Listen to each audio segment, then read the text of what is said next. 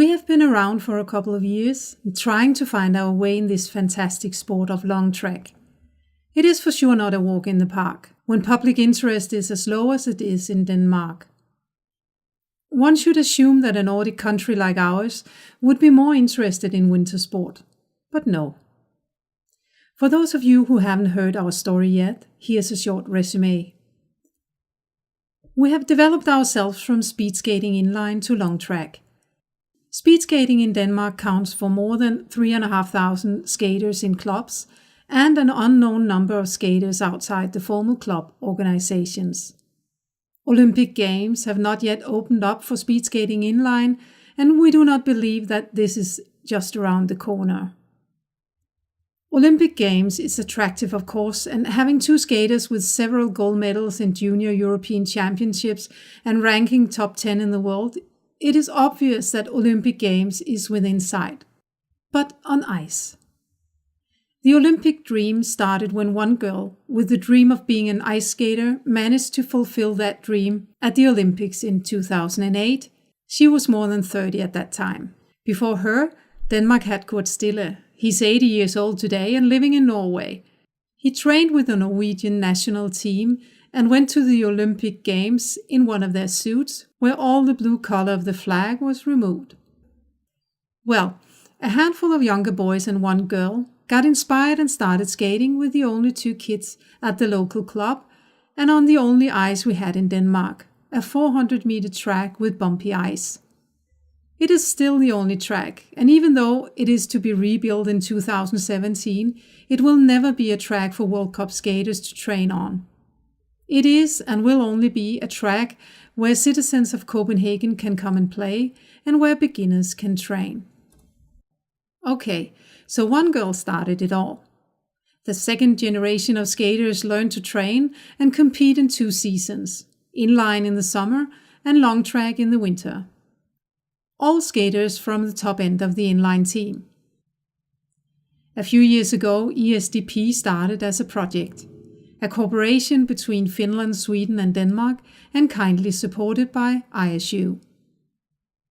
Due to this project, Denmark got into the real environment of long track. Skaters learned new techniques from more experienced skaters and trainers in Finland and Sweden, and trainers had to learn how to use the lap board. ESDP became ESDP and ESTP, which is now STP, and Norway is a part of the project. STP is now a full-size project where the 4 Nordic countries are equally sending junior and senior skaters, coaches and managers to meet and help each other develop. At the moment, Denmark has 5 senior skaters and 8 junior skaters at STP. 2 coaches are connected to the project and one of them co-responsible for education of other coaches. Every second year, Denmark sends 1 student coach to be educated during a 2-year period. We have 1 coach fully educated and 1 student coach. Both students have had a career in speed skating themselves and both as an inline and long track skater. This season and also last season, we reached out to Norway for the best of our skaters. We feel very lucky to have 1 skater training with the Norwegian national team and 1 skater on Norway's Skøyte Academy. The 3rd generation of skaters are also from speed skating inline. Not surprisingly, since there is no real ice track to recruit from.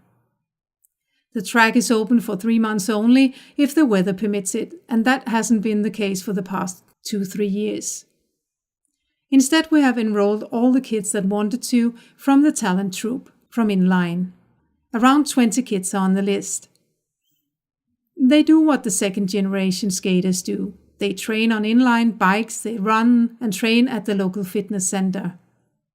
Now and then they go to Berlin in Germany and Göteborg and Trollhättan in Sweden to compete. Norway, Sweden and Finland have offered the Danish junior skaters to join a Nordic country match, which will hopefully be a part of the calendar in the future. There is a direct link between the 2 federations, inline and long track. The link is a formal organization between the 2 with a project manager controlling calendars and 2 national coaches working together but with different focus. Controlling the calendars hasn't been easy the past 2 years. World Cups have started before World Championships on inline was over. We believe that the inline world have understood that development from inline to long track has just started. And since long track is more attractive due to Olympic Games, inline have to adjust their calendar to contain both inline and long track seasons. Some of the best inline skaters in the world have already chosen long track over inline. 2 of the Danish skaters have done so too, trying to fulfill their dream, competing at the Olympic Games. Budget-wise, we are for sure at the lower end. There are no benefits for any adults involved. Every penny goes to the skaters. You have probably noticed that there are no sponsor names on our suits, but we hope that this will change. We have admitted that sponsoring is an issue we are far from experts in. Instead, we stay at Airbnbs when traveling and we cook our own food, and that has its charm too. Our budget for World Cups was last year €12,000, covering senior and junior skaters and coaches. Probably a lot less than other countries.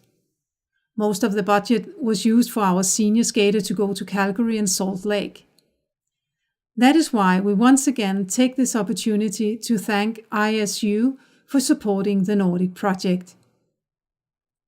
So, how far have we come when it comes to results?